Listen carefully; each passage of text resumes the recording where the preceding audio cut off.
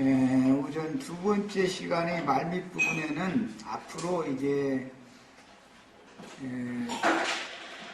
상고들이 상품을 파는 이야기로 이제 넘어가야 되기 때문에 그 토를 놔주는 말씀을 미리 내가 해놔야 다음 시간부터는 이제 그 가난한 상고들과 장사를 통상 통혼을 하지 말라고 그랬는데 그 장사를 하고 통혼을 하고 하는 그 관계는 어떤 관계인가 이것을 이제 이해를 시키기 위해서 솔로몬의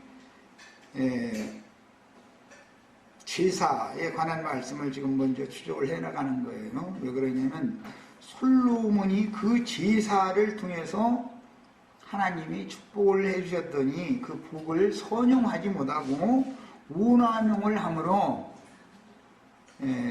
가나안 족속들과 통혼하고 모두 여자 그 본처도 애굽 여자고 그 다음에 후처 700도 가나안 여자들이란 말이에요. 첩들도 전부 가나안 여자들이에요. 이렇게 돼 있어요.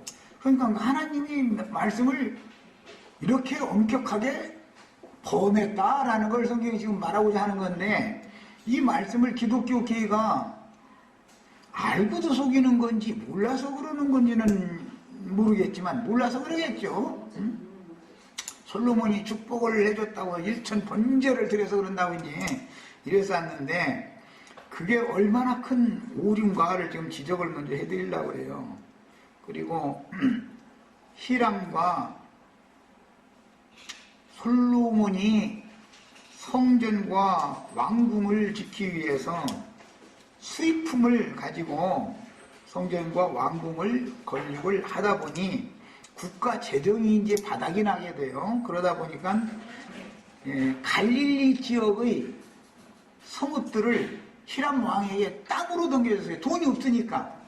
그래서 그 히람 왕은 그 땅 가서 이렇게 둘러보더니 별로 이게 쓸모가 없는 땅이다, 황폐한 땅이다 싶으니까 가불 땅이다 라고 이름을 지었다가 읽어보셨을 거예요. 가불 땅이라 하였다. 읽어보셨을 거예요.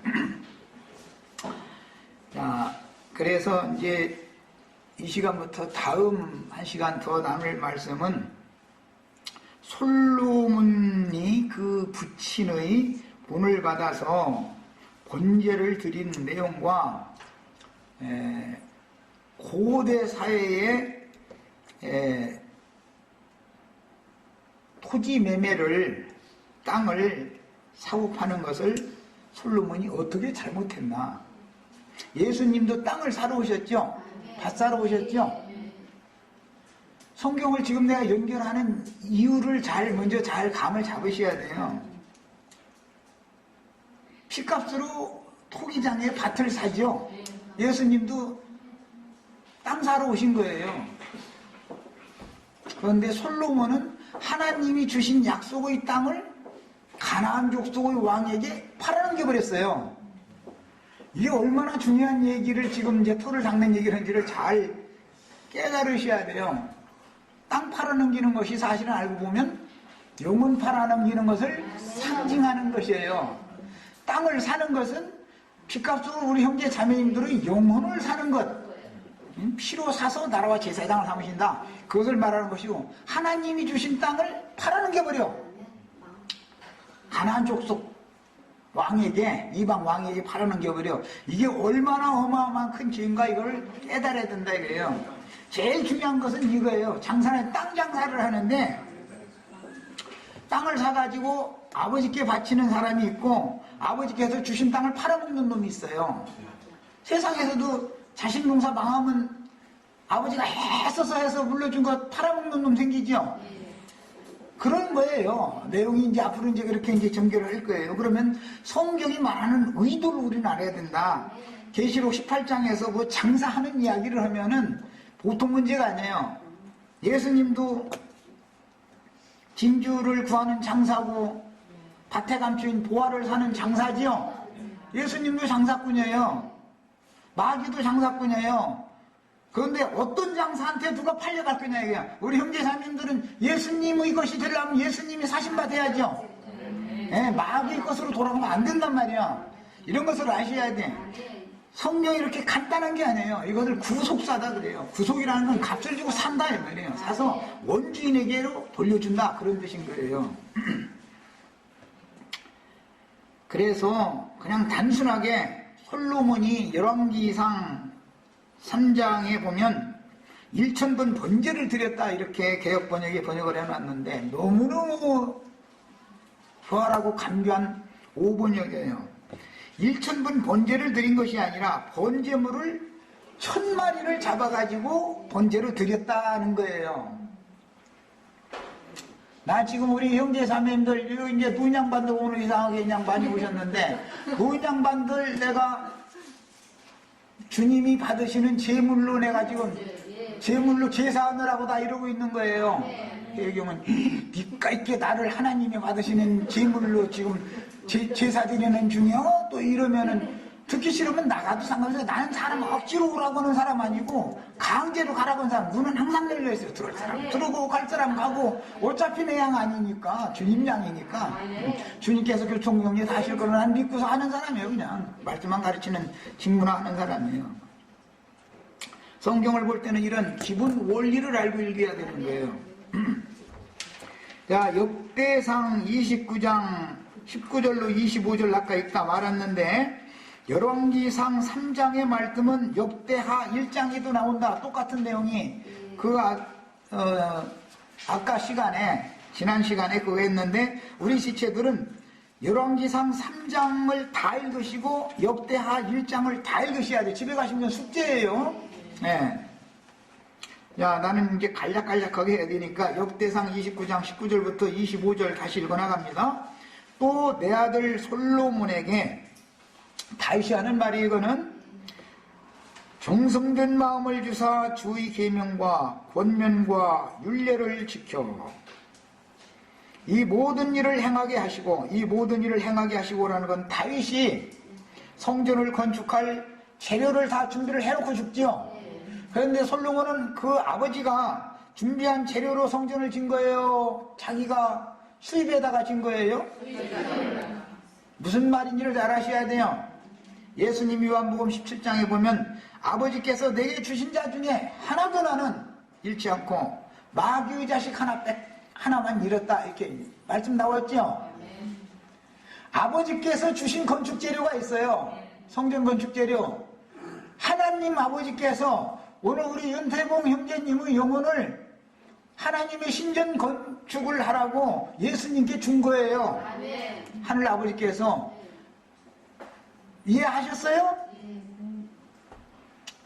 하나님 아버지가 준비해 주신 건축 재료는 시시하게 보이고 외국에서 고급 제품 사다가 건축을 하는 것이 맞으냐 이 말이에요. 이게 무엇을 말하는지 아시겠죠?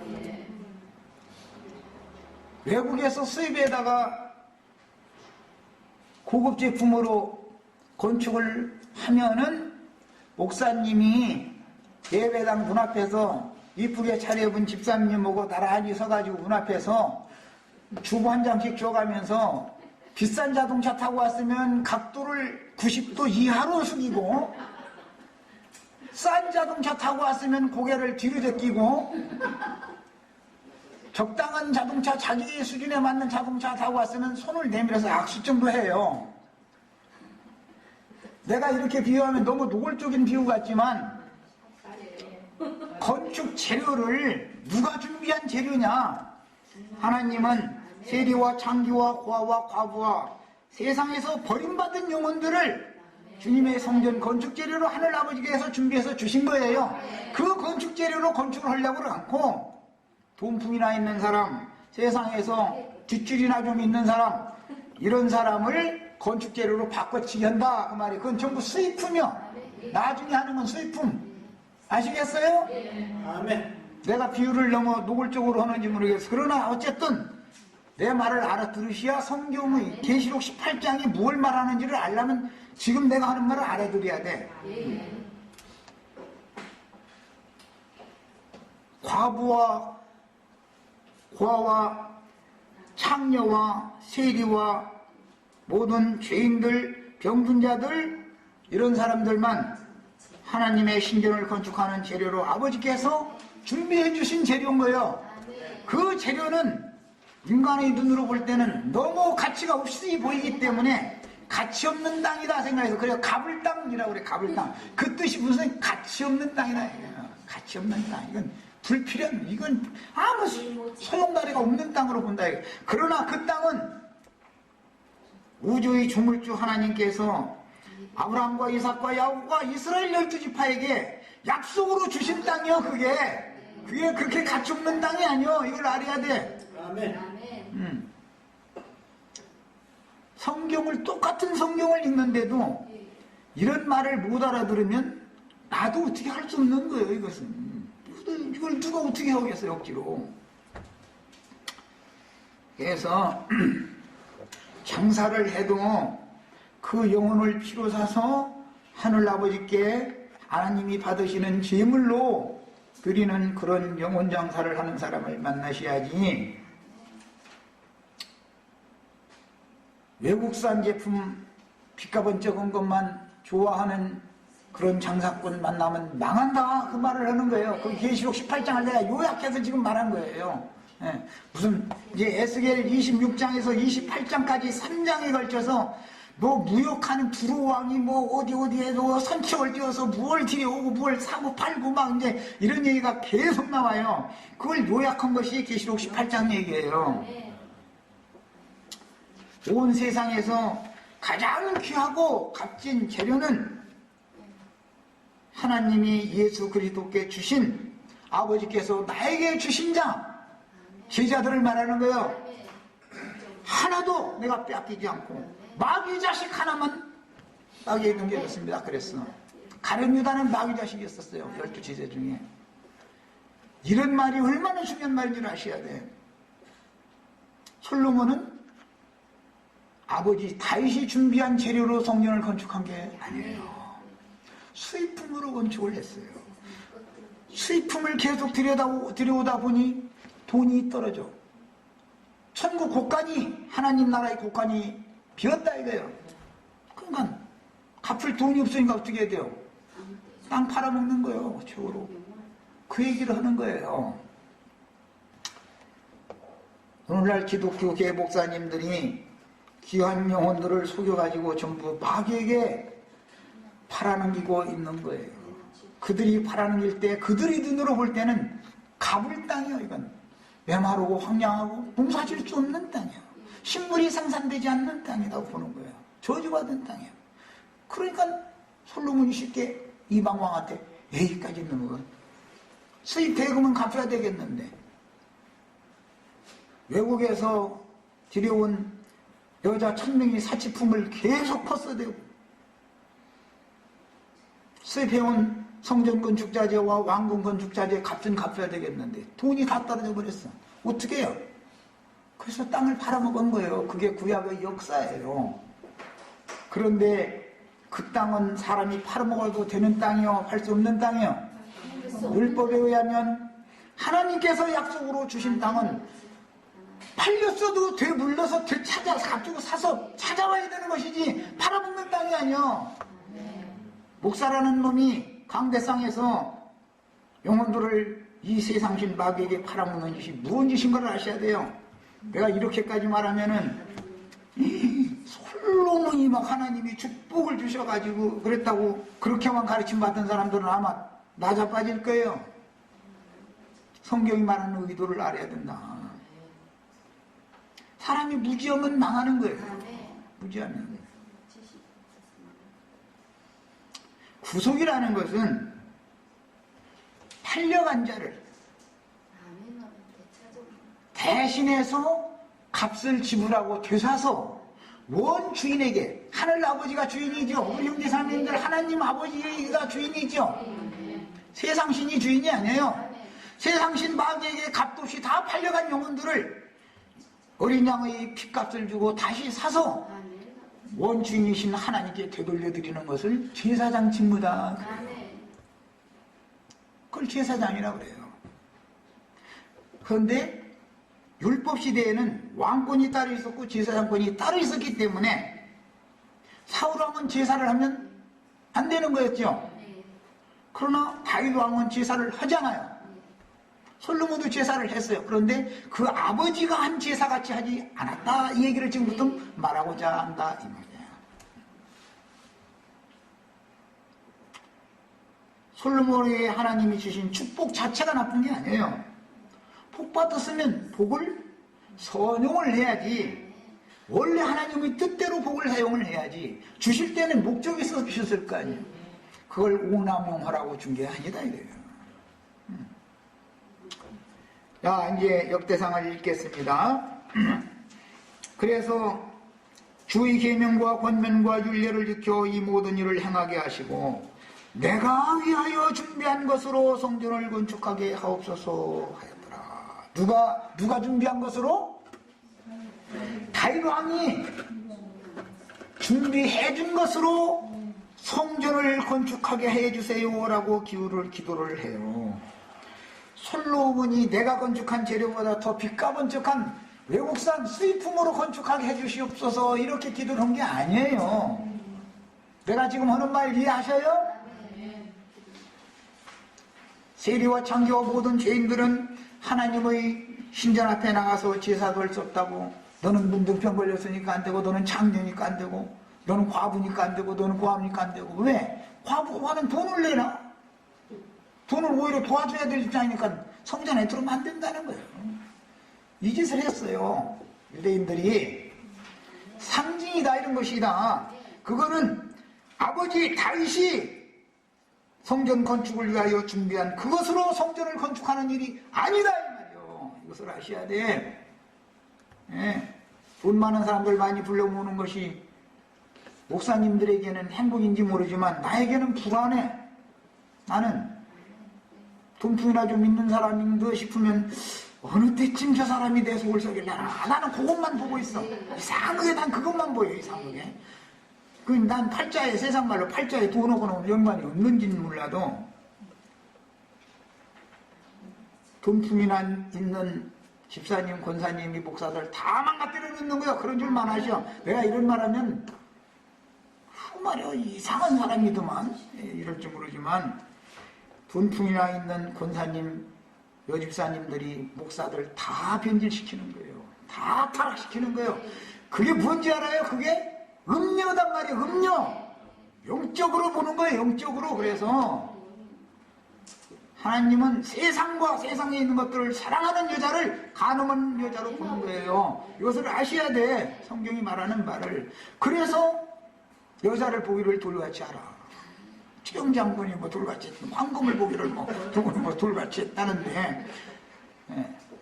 목사는 신자들을 돌덩어리처럼 봐야 된다 이거예요. 내가 이 얘기하는 것도 무슨 입장하는 소리가 아니에요. 하나님이 이 돌들로도 능히 아브라함의 자손이 되게 하시리라 그랬기 때문에 내가 하는 소리예요. 괜히 하는 소리 아니에요. 무슨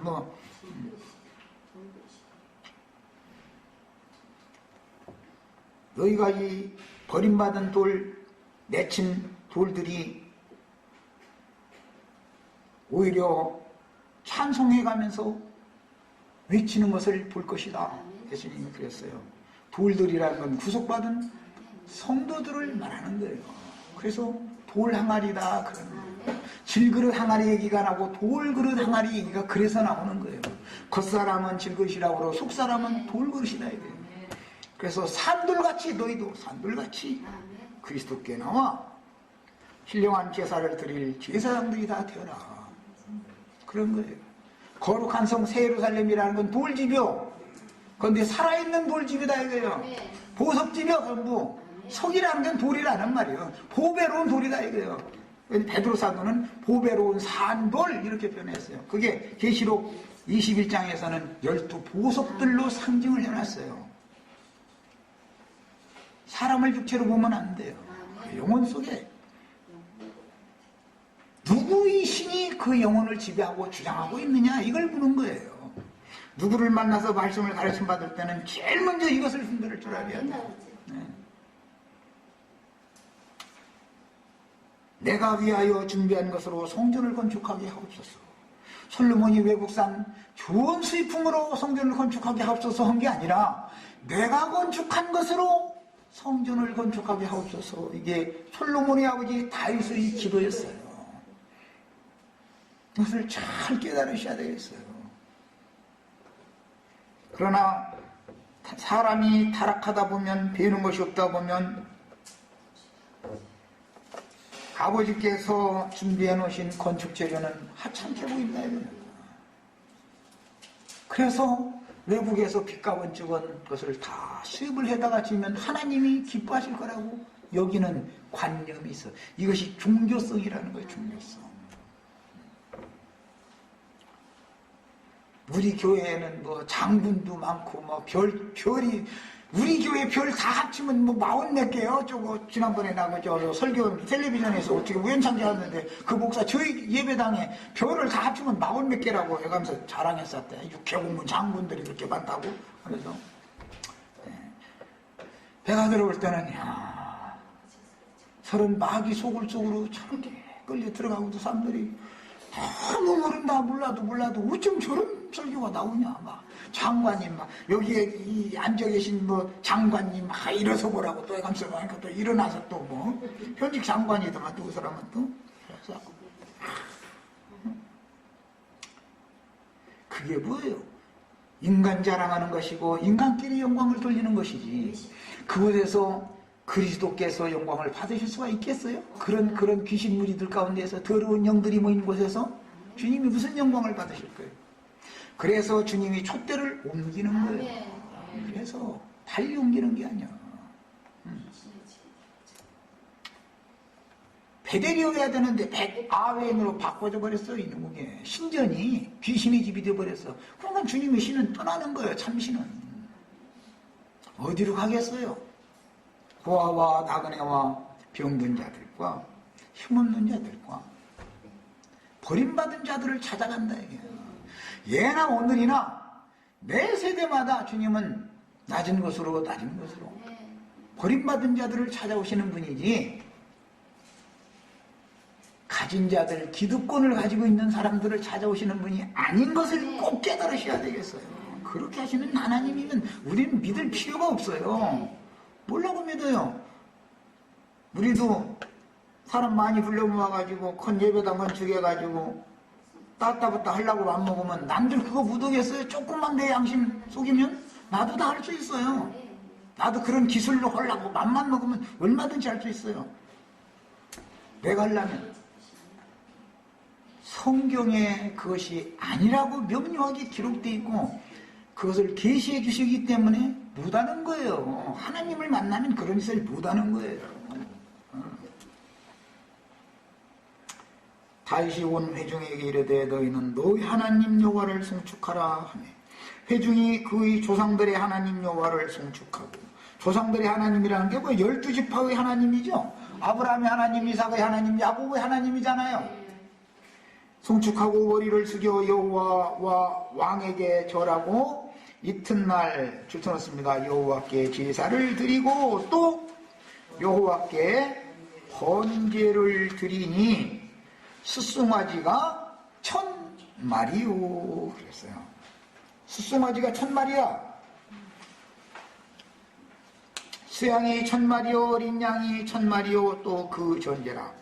자, 이제 줄쳐놓습니다. 또 온 이스라엘을 위하여 풍성한 제물을 드리고, 다윗이 자기를 위하여 제물을 드린 것이 아니고 온 이스라엘을 위하여 천 언제나 삼중화시키는 용어는 성경에서 삼중화시키는 용어 6이라든지 하나님의 이름, 어린 양의 새 이름, 거룩한 성 예루살렘 이름이라든지 언제든지 삼중화시키는 것, 두 번이나 삼중화시키는 것은 강조형이다 그래. 강조형. 이거를 숫송아지 1000, 수양이 1000, 어린 양이 1000이었다. 사실은 3000을 드린 것이죠. 1000을 드렸어요. 그런데 그걸 드린 것은 목적이 다윗 자신을 위하여 드린 것이 아니고 온 이스라엘을 위하여 풍성한 제물을 드렸어요. 즉 다윗은 국가 전체를 위해서 제사를 한 것이지 솔로몬처럼 자기 개인 영달을 위해서 제사한 게 아니다.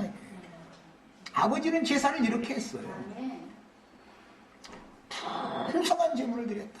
천이라는 것은 그때 당시는 만이라는 수를 잘 모르던 시대예요. 천이라고 하면 아주 가장 많은 수를 말할 때 천이라고 그래요. 만만까지 이제 나중에 만이라는 수를 깨달은 다음에 만만 이런 것도 이게 강조형이라 그래요. 진실로 너에게 이르노니 두 번 반복하는 거예요. 그것은 강조형이라 그래요. 그런데 여기서는 천이 3번이 반복됐어요. 온 이스라엘을 위하여 풍성한 제물을 드린 상태가 천을 드렸다 이 말이에요. 성경은 성경 자체적으로 해석을 해야 맞는 거예요. 성경이 성경을 해석해 주는 거예요. 사람이 말을 못하면 안 돼 무조건 하고. 천의 제물로 제사를 드린 것은 온 이스라엘을 위하여 풍성한 제물을 드렸다 그 말이단 말이야. 이날에 우리가 크게 기뻐하여 여호와 앞에서 먹으며 마셨더라. 이 제사에 참여한 모든 이스라엘 백성들이 다 고기 한 점씩 다 먹여야 되고 쓴나물도 한 젓가락씩 다 먹어야 되고 다 먹여야 되고 포도주도 한 잔씩 다 마셔야 되는 거예요. 그렇게 준비를 해서 드린 거예요. 그게 온 이스라엘을 위하여 풍성한 제물을 드렸다 할 때 숫송아지 1000마리, 수양이 1000마리, 어린 양이 1000마리 이렇게 드렸다 이거예요. 제물을 1000마리씩 가지고서 제사를 했으면 어마어마한 것이죠 사실은. 그런데 유대인들은 절기 때 특히 절기 때 타지에 있는 백성이라도 다 성전에 모여야 돼요. 성전에서 제사로 드려진 그 제물을 다 똑같이 한 점씩 공평하게 나눠 먹는 거예요. 공평하게. 무엇을 말하는 거예요? 하늘 양식이라는 것은 하나님께 제물로 드려진 하늘 양식이라는 것은 모든 영혼들이 차별 없이 공평하게 다 나눠 먹어야 되는 거예요. 먹고 마셔야 되는 거예요. 이것이 신약시대에 와서는 만찬이라고 했어요. 만찬. 부자라고 더 좋은 것 같다고 먼저 더 배부르게 먹고 취하고 이러는 게 아니에요. 가난하다고 먹는 사람 얼굴만 쳐다보고 이런 게 아니에요. 하나님은 차별 없이 모든 사람을 다 똑같이 대한다. 고관에 있는 사람이나 빈천한 천민이나 똑같이 하나님 앞에 나오면 다 똑같이 본다 이 말이에요. 하나님은 사람을 절대로 외모로 보는 일이 없어요. 인간은 타락했기 때문에 벌써 아까 내가 노골적인 비유로 어떤 사람이 딱 교회 예배당 주차장으로 들어오는데 외제차 좋은 차 타고 오면 허리 각도가 90도 이하로 딱 숙여져 버려요. 숙여져 버려요. 누구는 털털대고 이러고 오면은 저 앉아있든지 뭐 그 문 앞에 있다가 가든지 이러고 고급차 타고 오면 어서 여기 상석이 있나요? 여기 장로석 여기 앉으시라고 막 이러고 강대상 뒤에 장로석이 있어요. 상석으로 올라오라고 그래요. 그런 생활이 하나님이 저주받은 생활인 것을 꼭 깨달으시길 바랍니다. 그렇게 사람을 차별하는 하나님이라면 하나님도 아니야. 그게 무슨 놈의 신이야 그게. 그거는 정말 추하고 낮아도 너무 가치없는 신이지. 그런 신이라면 그런 신 믿는 생활 졸업하셔야 됩니다. 그게 우상숭배예요. 다른 게 우상숭배가 아니라 똑같이 나눠 먹고 이날에 무리가 온 백성이 크게 기뻐하여 여호와 앞에서 먹으며 마셨더라. 무리가 다윗의 아들 솔로몬을 다시 왕으로 삼아 기름을 부은지 대가 넘어가는 거예요. 아들로 대로 넘어갔는데 이스라엘의 주권자로가 되게 하시고 사독에게 기름을 부어 제사장이 되게 하시니라. 솔로몬이 여호와께서 주신 왕위에 앉아 참 하나님이 왕위에 앉혀졌는데 아버지 다윗을 이어 왕이 되어 형통하니 온 이스라엘이 그의 명령에 순종하며 모든 방백과 용사와 다윗 왕의 여러 아들들이 솔로몬에게 복종하니 여호와께서 솔로몬을 모든 이스라엘의 목전에서 심히 크게 하시고 또 왕의 위엄을 그에게 주사 그 전 이스라엘 모든 왕보다 뛰어나게 하셨더라. 왜 내가 여기까지만 했냐면 더 읽어나가면 이렇게 해줬더니 솔로몬은 하나님을 배신했다는 말로 이어지죠. 하나님이 주신 축복을 선용을 해야지 오나무용을 하면 망하게 돼 있는 거예요. 그런데 이제 야기 아래로 쭉 이어지는 말씀은 망하는 짓만 골라서 들어가는 거예요. 이제 하는 짓거리마다 이방 여자를 후초로 삼고 촉으로 삼고 해서 아니 1000명이나 되는 여자들이 이제 퍼쓰는데 이게 감당 못 하는 거예요. 감당 못 해. 그런데 그것도 뭐 이스라엘 나라에서 나오는 걸로 쓰려고 하나? 기왕이면 외제로 쓰겠다. 외제. 저쪽 옆방에 있는 여자가 아 이거 분발르는 거 보니까 이게 불란서죄라 이거 불란서죄. 그럼 뭐야? 나도 불란서죄 중에서도 더 좀 못 사달라고 히람한테 부탁한다 이거예요. 뒷돈 줘가면서. 왜? 왕한테 말만 하면 돈은 계속 나오니까 걱정 없으니까. 그러다 보니 왕도 곡간이 비더라 이거예요. 몇 년 못 가서. 그러니까 이제 어떻게 해요? 성전 건축하고 왕궁 건축까지 다 한다면은 빚에 쪼달리다 도저히 안 되게 생겼으니까 저 갈릴리 지역에 있는 그 성읍들 그냥 그걸로 받아. 나 돈 없어. 이제 이렇게 된 거예요. 그래서 땅을 팔아넘긴 거예요. 그런데 솔로몬은 그 갈릴리 땅을 팔아넘겼지만 예수님은 갈릴리 지역에서 자랐고 갈릴리 지역의 가버나움에서부터 복음 전파를 시작했어요. 예루살렘에서부터 유명한 사람들에게 복음을 전하는 게 아니에요. 갈릴리 바다에서 어부노로 타던 불쌍한 사람들한테 전도를 해서 그들을 통해서 복음으로 지금 온 세계를 완전하게 점령을 했단 말이에요. 이런 것이 얼마나 놀라운가를 아셔야 돼.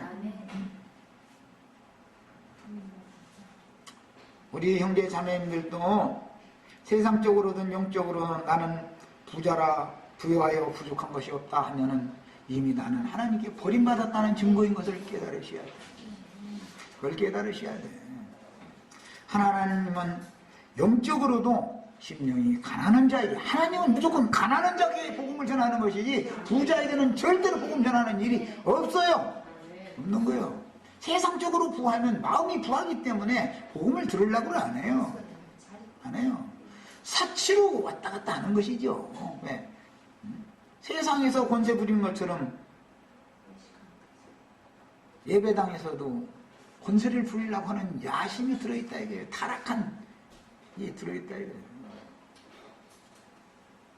목회자는 그런 사람을 자꾸 경계해야 되고 조용히 불러서 타이르고, 절대 교회 안에서는 가난한 자, 부자, 배운 자, 못 배운 자, 세상의 기득권자, 빈천한 자 이런 차별이 있어서는 안 된다라는 것을 계속 가르쳐야 되는 거예요. 목회자는. 그런데 그걸 가르치면 기득권자들이 좋아하나?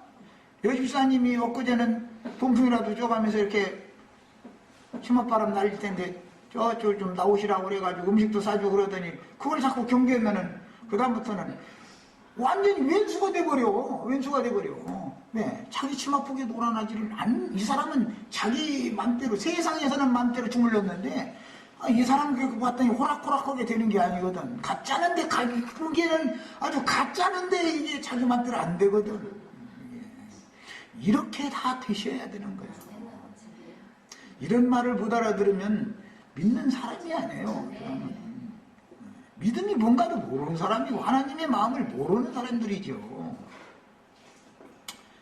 원어적으로 했었는데 히브리어로 스트롱 넘버가 504번과 505호는 엘레프라는 단어가 쓰여 있어요. 이 엘레프라는 단어는 원래 천이라는 단어예요. 천?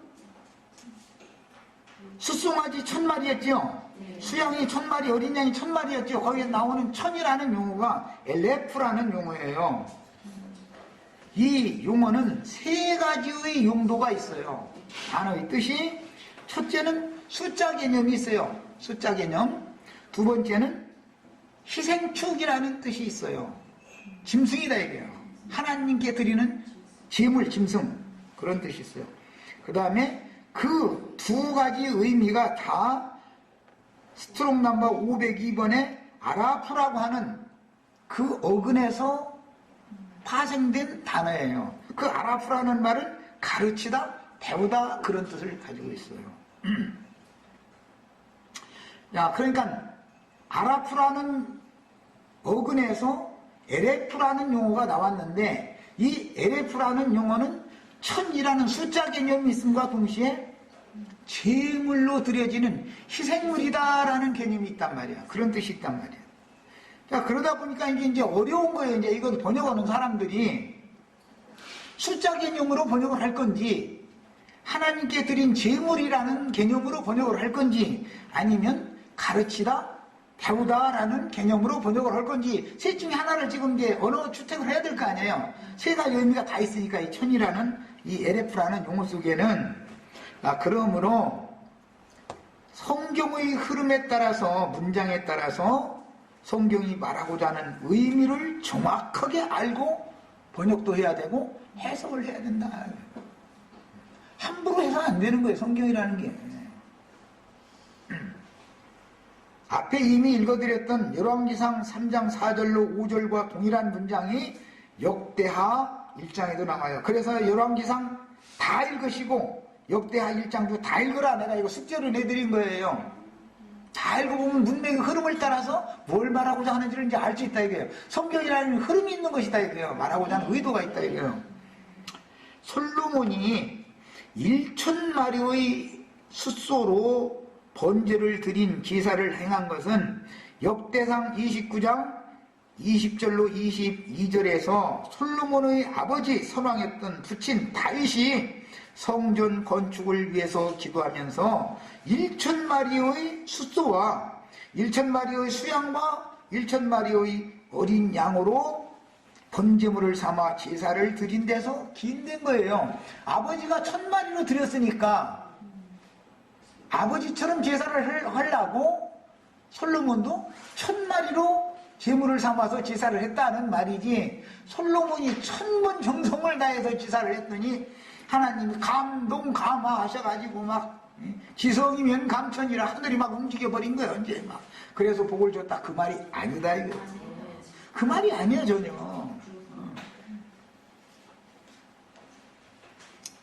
천이라는 이 말은 온 이스라엘을 위하여 자기를 위하는 게 아니에요. 왕은 이스라엘이 대표자니까 대제사장이나 왕이나 선지자 중에 선지자는 이스라엘을 대표하는 사람이잖아요. 하나님께 기름 부음 받은 사람이에요. 그 사람은 자기를 위해서 살면 벌써 하나님의 종이 아니다 이거예요. 변질된 종이다 이거예요. 제사를 해도 온 이스라엘을 위하여 하는 거예요. 온 이스라엘을 위하여 풍성한 제물을 드리는데 천으로 드린다. 천. 이게 성경이 지금 말하고자 하는 의도예요. 그래서 솔로몬이 그 부친의 하나님께 번제를 드린 것을 따라서 한 것이므로 당연히 서로 희생물 1,000마리를 번제제물로 바쳤다는 뜻입니다. 자, 이제 모세오경부터 시작하겠습니다. 모세오경에 보면 왕이나 대제사장은 번제제사를 할 때 국민 모든 이스라엘 전체의 대표자이기 때문에 반드시 숫소로 드리라 명령이에요. 왕이나 대제사장은 숫소의 제물을 드려야 되는 거예요. 온 백성의 대표로 제사를 하는 거예요. 나라의 안녕과 평화를 위해서 제사를 하는 거예요. 왕이 제사하는 것은 자기 개인을 위해서 제사하는 게 아니에요. 왕이나 선지자나 제사장이라는 거는, 자, 목회자라는 사람은 자기에게 맡긴 양무리를 위해서 봉사를, 하나님 앞에 봉사를 하는 것이지 자기를 위해서 목회를 하는 게 아니에요. 이것을 아셔야 돼. 목회자가 성도들보다 더 잘 산다 그러면 그건 뭐가 잘못된 거예요. 잘못된 거예요. 그렇다고 목회자는 성도들보다 가난하게 살아라 또 사람이 또 이게 그러면 어떻게 살면 가난하고 어느 선까지면 부자냐 또 이제 이러고 따질까 하면서 난 그런 사람도 만나봤는데, 먹을 것이 있고 입을 것이 있으면 다 족하게 여기면 된다 이거예요. 누구든지 간에 싸놓으려고 하지 말라 이거예요. 얼마나 어리석은데 왜 목을 내냐 이 말이요. 자기 후손한테 주려고 천만의 말씀이요. 나의 인생을 주님이 주관하셔서 먹이고 입히고 오늘 이기까지 다 길러내셨는데 내 자식인들 하나님이 먹이고 입히고 길러내지 못하겠어요? 내가 내 자식을 무슨 재주로 책임져요? 응? 내가 나도 책임 못 짓는데 내 자식까지 내가 무슨 재주로 책임을 지냐고. 하나님께 맡겨야지.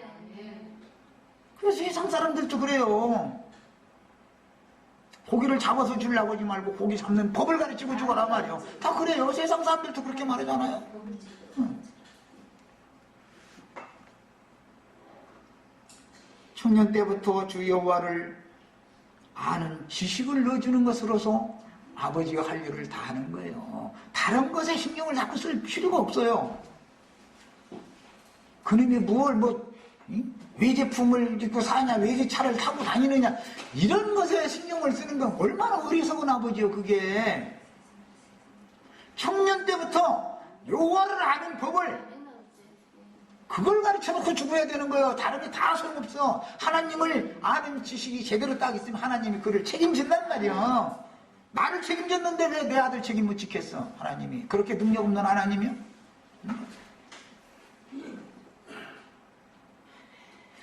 사람들이 사고가 너무 천박하다 이거야. 목회를 하는 사람의 정신세계가 그렇게 얕고 천박한 정신을 가지고 있는 사람이 가르치다 보니 그가 강대상에서 파는 상품이라는 게 먹으면 정령 죽는 상품이지, 그것 다 먹으면 바벨론이 탐하는 과실이다 그래요. 계시록 18장에 보면 그게 어디서 나오는 말이에요? 창세기에서 금령이 나온 실과를 말하는 거예요. 계시록 18장이 다시 나와요. 바벨론이 탐하는 과실, 그걸 따먹으면 정령 죽어. 그냥 보통 죽는 게 아니야. 반드시 죽는다 이 말이야. 짐승 목사가 강대상에서 떠들어대는 소리 아멘 하고 받아들이면 죽는다 이 말이야. 그 영혼이 망하는 거예요. 이런 걸 알아야 돼. 계시록 18장이라는 것이 이게 계시록 말씀을 그냥 아무나 이렇게 해석한다고 막 저밖에 해석할 사람 없다 자꾸 이런 사람들 만나보면 난 기부살스럽기도 하지만, 사람이 얼마나 무지하고 마귀에게 사로잡혀서 굳어졌으면 저딴 소리까지 다 할까. 그런데 그런 소리를 듣고 또 아멘하고 나가 빠지는 종자들이 있어요. 또 과가 또 그 과에 같은 과에 또 그것도 참, 이것도 비밀이 아주. 이야, 참 번제를 1000번씩이나 반복적으로 드렸더니 하나님이 감동해서 솔로몬에게 복을 주셨다라고 하는 기독교계의 목회자들의 해석과 그런 가르침은 성경의 의도를 너무 크게 오해한 나머지 신자들에게 잘못 가르친 거예요. 가르치는 사람 자신의 정신세계가 너무 천박하고 너무 타락한 마귀의 세계에 속해 있는 사람이기 때문에 그딴 소리를 하는 거예요.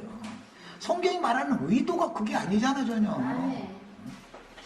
성경이 성경을 해석해주고 있는데 열왕기편에만 기록되고 많은 게 아니라 역대기편에 왜 기록을 해놔요? 성경이라는 건 상호 보완을 하고 보충을 해가지고 사고가 없게 만드느라고 하나님이 의도적으로 그렇게 한 거예요. 왕의 입장에서만 기록을 해놓으면 제사장 입장에서 왕을 제지하고 견제하고 하는 그런 기록이 없으면 기록이 한쪽으로 치우쳐버리면 뭐가 되겠어요? 그래서 성경이라는 건 반드시 열왕기편이 있으면 역대기편이 있는 거예요. 그래서 구약성경이 있으면 신약성경이 있어가지고 보완을 하고 완벽하게 한다 이거예요. 자차 없게 만들어놔 버린단 말이에요. 누구도 이걸 다른 해석할 수 없도록 아주 정확하게 딱 만들어버리는 거예요. 이게 하나님의 지혜예요. 인간들이 못 깨달을 뿐이지.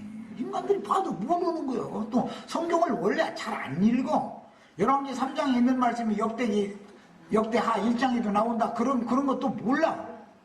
그 자체도 몰라. 성경을 안 읽다 보니까. 그런 무지한 인간들한테 성경 자체를 하나님의 말씀을 안 읽는 사람들한테 쓸데없는 소리 가지고 설교를 계속하면은 30년 40년 신앙생활을 했어도